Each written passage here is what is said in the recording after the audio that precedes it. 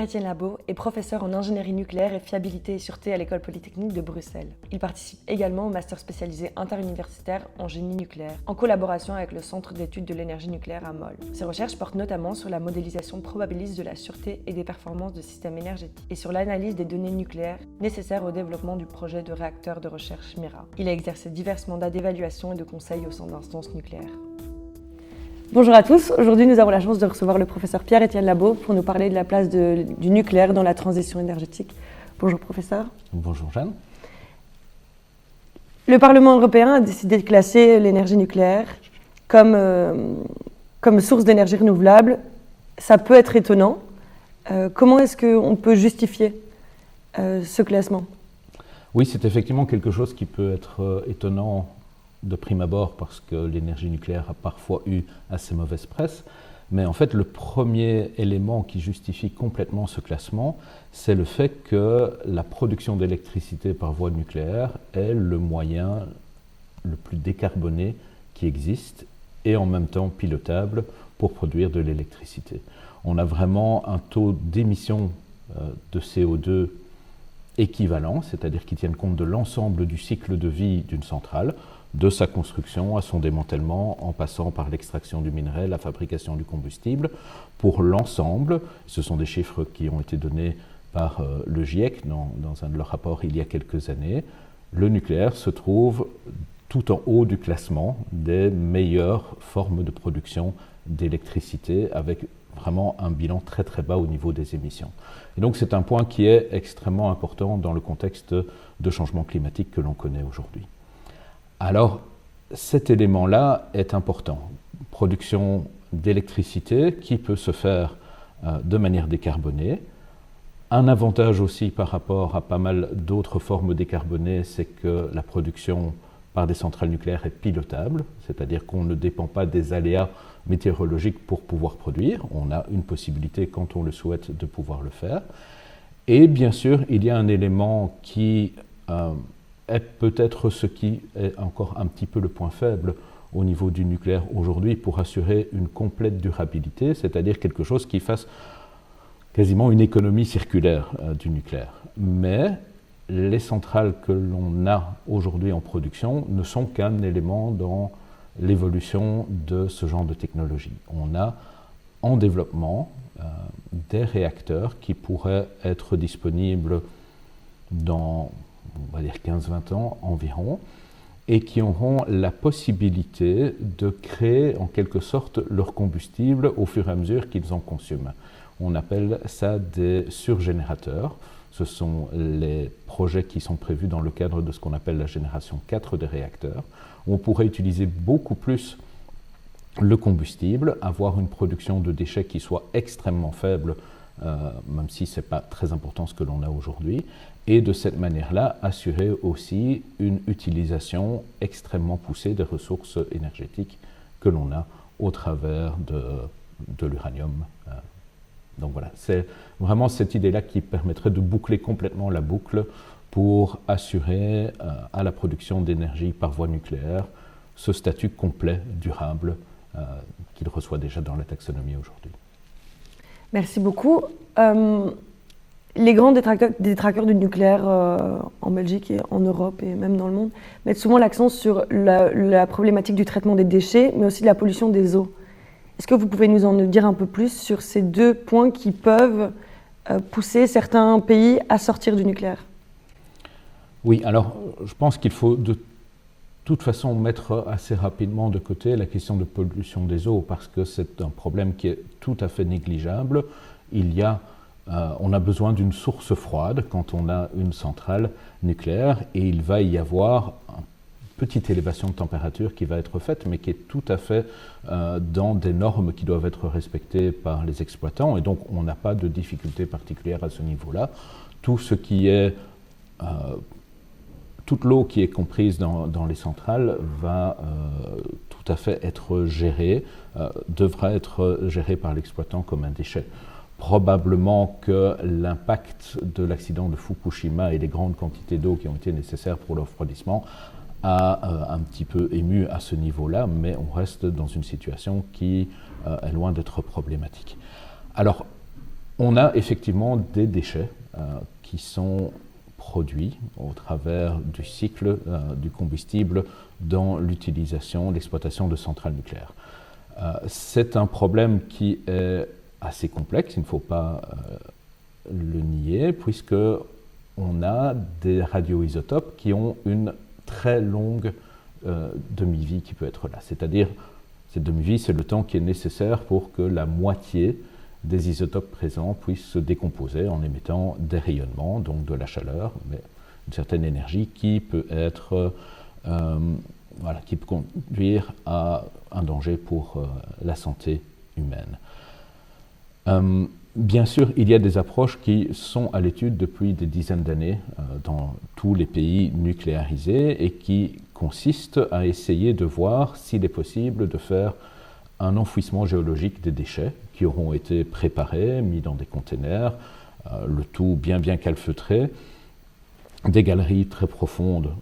Le projet de le laboratoire souterrain qui existe en Belgique au niveau du centre d'études de l'énergie nucléaire à Mol est situé plus de 200 mètres en dessous du niveau du sol, où une galerie laboratoire a été construite. Et donc c'est ce genre de galerie qui pourrait voir le jour d'une manière industrielle pour gérer ce problème des déchets qui sont hautement radioactifs.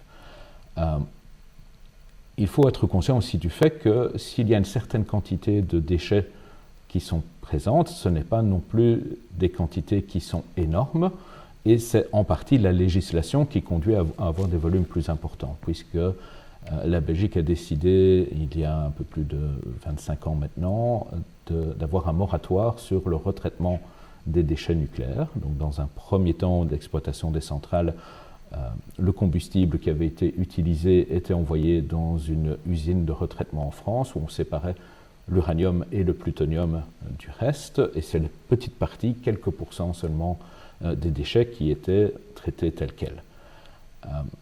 Cette opération est pourtant quelque chose qui pourrait être très utile, non seulement pour récupérer les matières premières et avoir à nouveau du combustible qui puisse être fabriqué à partir de ce retraitement, mais c'est aussi une possibilité de limiter dans le temps la question des déchets nucléaires, puisque on considère généralement qu'il faut 300 000 ans, ce qui est une durée énorme, pour retourner à la radioactivité naturelle du minerai d'uranium pour ces stockages de déchets.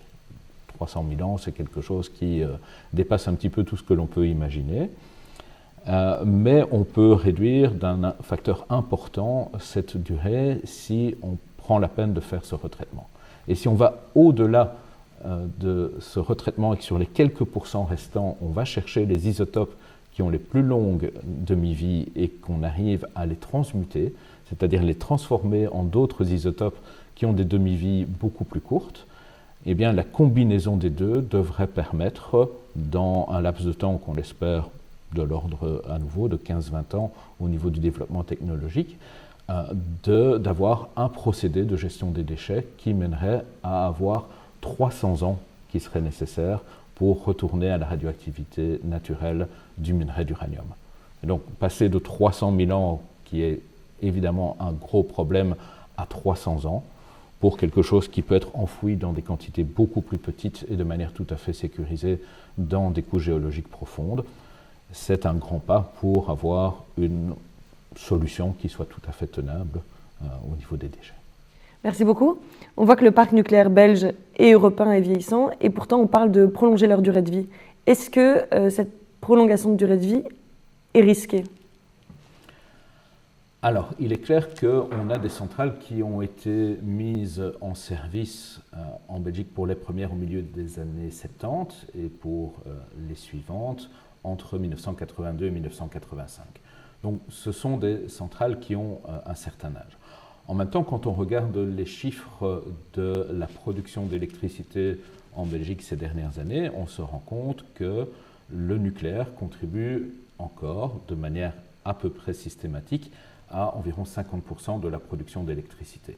Ce sont donc des installations qui sont vraiment fiables, qui ont une disponibilité très élevée, et à nouveau avec de très faibles émissions de CO2 à la clé, Donc on constate en fait que, par exemple pour l'année 2021, ce qu'on appelle le facteur de charge, c'est-à-dire la fraction de ce qu'on a pu produire comme énergie par rapport à ce qu'on aurait pu produire si on avait été à puissance maximale tous les jours de l'année, 24 heures sur 24, eh bien on était à quasiment 96% pour le nucléaire. Quand on compare ça à d'autres formes d'énergie, ou notamment par rapport au fait de l'intermittence du renouvelable, on va se retrouver à du 35% pour l'offshore, un petit 20% pour l'éolien onshore et moins de 10% pour le photovoltaïque. On voit que si ce sont de vieilles centrales et qui ont des problèmes, on ne serait pas à ces chiffres-là. Ceci étant, ce n'est pas parce qu'on a des résultats qui sont très bons au niveau des dernières années qu'il ne faut pas être prudent. Le nucléaire est quelque chose qui demande d'avoir une politique de sûreté qui soit très claire, qui soit très exigeante et qui le reste. Et donc il faut être conscient du fait que s'il n'y a pas une durée de vie limite par conception d'une centrale nucléaire, ces centrales sont soumises à des licences d'exploitation qui sont octroyées par les autorités de sûreté, en Belgique, l'Agence fédérale de contrôle nucléaire. Et donc, il faut qu'il y ait systématiquement la preuve qui soit donnée par les exploitants qu'ils ont la possibilité de continuer à opérer leur centrale de manière tout à fait sûre pour avoir une reconduction de cette licence qui est en général pour 10 ans. S'il devait y avoir le moindre problème qui apparaît, et qui ne peut pas être directement rencontré par une solution proposée par l'exploitant, cette licence peut être suspendue. On a connu, il y a une dizaine d'années, un problème particulier dans 2 centrales où il y avait des défauts qui sont apparus dans les cuves. C'est l'exploitant lui-même qui décide, dès qu'il y a un problème, d'arrêter ces unités de production pour voir ce qu'il en est. Parce que ces personnes sont conscientes qu'on ne peut pas jouer avec ce genre d'exploitation. Mais nous avons en tout cas aujourd'hui une loi de sortie qui a fixé à 40 ans, de manière un petit peu, voire complètement artificielle, une durée limite. On a quand même nos 3 plus anciennes centrales qui ont été prolongées déjà de 10 ans. On a les centrales de Doel 4 et Tihange 3 où les négociations sont en cours pour les prolonger de 10 ans. Fondamentalement, on a la centrale hollandaise à quelques kilomètres de notre frontière qui a déjà une autorisation d'exploitation de 60 ans et que nos voisins hollandais comptent prolonger en même temps qu'ils vont construire 2 nouvelles centrales en Zélande, donc vraiment à notre porte, sans qu'il y ait de difficultés particulières. Parce que l'autorisation d'avoir une nouvelle licence et dans cette exploitation prolongée, l'opération à long terme, eh bien, cet octroi nouveau de licence est soumis au suivi d'un cahier des charges de modernisation, de remplacement d'équipements, de vérification que les ressources humaines compétentes soient toujours disponibles pour pouvoir réaliser cette opération pendant un certain nombre d'années. Donc on est dans un cadre qui est extrêmement suivi. Franchement, nos centrales non seulement fonctionnent bien, elles sont fortement suivies et l'expérience internationale montre que des permis d'exploitation allant jusqu'à 80 ans ont été octroyés à certaines centrales, notamment aux États-Unis. Et donc, voilà, on n'est pas dans une situation qui soit critique. L'image qui a parfois été donnée dans les médias par certains qu'on avait des vieilles centrales est quelque chose qui est un peu tortueux et qui peut vraiment induire en erreur la population. On a des centrales qui ont un certain âge, mais qui sont entretenues, qui sont suivies, monitorées au jour le jour, et s'il devait y avoir le moindre problème qui apparaît, ou le moindre doute même, il y a un arrêt préventif qui serait fait pour pouvoir régler la situation. Donc on peut dormir sur nos 2 oreilles en sachant qu'il y a des centrales qui vont être prolongées en Belgique. Ça se fera dans des conditions qui seront très suivies. Et le risque le plus important en fait, que l'on peut rencontrer pour la prolongation des centrales, c'est le manque de décisions politiques claires aujourd'hui dans notre pays. Merci beaucoup de nous avoir éclairé sur la place du nucléaire dans la transition. Je pense qu'elle est indéniable et qu'on ne pourra pas faire une transition énergétique sans elle. Je pense aussi. La semaine prochaine, nous recevrons le professeur Patrick Henrique pour nous parler d'hydrogène et des défis qui vont accompagner son utilisation croissante.